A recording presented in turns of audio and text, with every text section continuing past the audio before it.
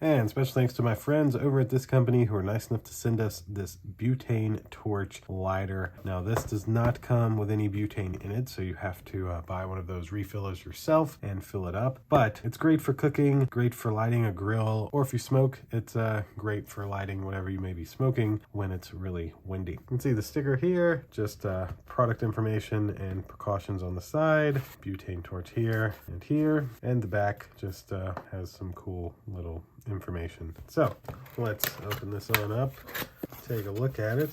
So they put it on this nice soft box inside of here. Very nice. Nothing else in the box. Get a little precautions label. Keep it out of the sun. Don't use it for more than 5 minutes. And a little description as well.